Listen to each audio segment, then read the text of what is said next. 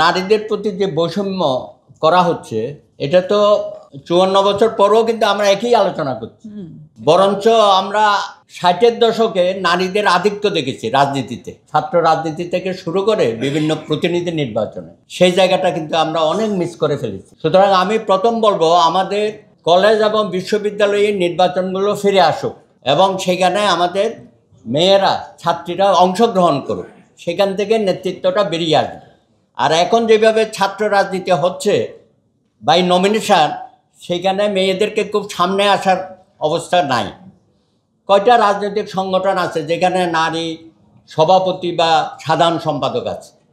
অন্যান্য বড়জোর আমি কি দেখি একজন নারী সম্পাদক, মহিলা সম্পাদক, এর বাইরে অথবা দুই একটা ভাইস প্রেসিডেন্ট। এর বাইরে মূল জায়গাটা আপনারা যে বলছেন যে সিদ্ধান্তের জায়গাটা কেন মেয়েরা আসছে না মানে কারণ এই রাজনৈতিক দলগুলোর মধ্যেও পুরুষতান্ত্রিক একটা মন মানসিকতা তৈরি হয়ে আছে, তাদেরকে আসতেই দেয় না। এবং অনেকেই একজন বা দুইজনকে নমিনেট করে মনে করে যে নারীদের প্রতি আমরা একটা খুব সদাচরণ করলাম, এরকম অবস্থাও দেখি।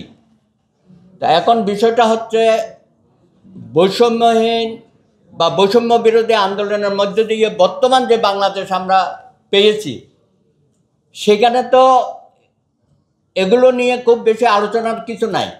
এটা সমান অধিকার, আমাদের সাংবিধানিকভাবে যদি নারীদের সমান অধিকার বা থাকে তো সমান অধিকার তো তাদের দিতে হবে। এখানে ১০০-২০০ হিসাব কেন? যদি ৩০০ হয় ১৫০ যাবে, ৪০০ হলে ২০০ যাবে, তাহলে না সমান অধিকারের প্রশ্ন আসবে। এবং সব জায়গায় আপনি মন্ত্রিপরিষদ যখন গঠন হবে সেখানেও আপনি সমান দেন, বা বিভিন্ন রাষ্ট্রীয় বিভিন্ন পদপদবিতে সেখানেও দিতে হবে।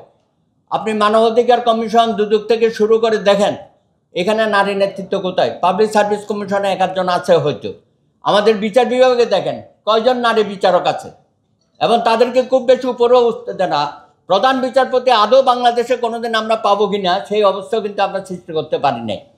সুতরাং আজকে রাজনৈতিক ক্ষমতায়নের প্রশ্ন যখন আসবে, তা আমি তো মনে করি রাজনৈতিক দলগুলোকে সিদ্ধান্ত নিতে হবে যে তার নেতাকর্মী যারা আছে রাজনৈতিক মেয়েরা, তাদেরকে আমরা সঠিকভাবে মূল্যায়ন করব কিনা এবং সঠিকভাবে তাদেরকে পদায়ন করব কিনা। সেই জায়গায় আগামী নির্বাচন তো ফেব্রুয়ারি মাসের দিকেই হবে, আমাদের হাতে কিন্তু সময় কম।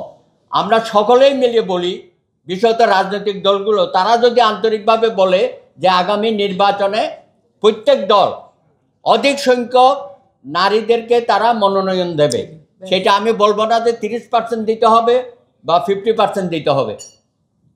যারা মূল্যায়িত হবার মতো অবস্থানে আছে তাদেরকে, আমি বলছি না যে আপনি যাকে তাকে ধরে নিয়ে মনোনয়ন দেবেন। যারা রাজনীতির মাঠে আছে, পদচারণা করছেন, যাদের যোগ্যতা আছে তাদেরকে অবশ্যই মূল্যায়ন করা উচিত আমি মনে করি। সুতরাং আজকের এই আলোচনার মধ্যে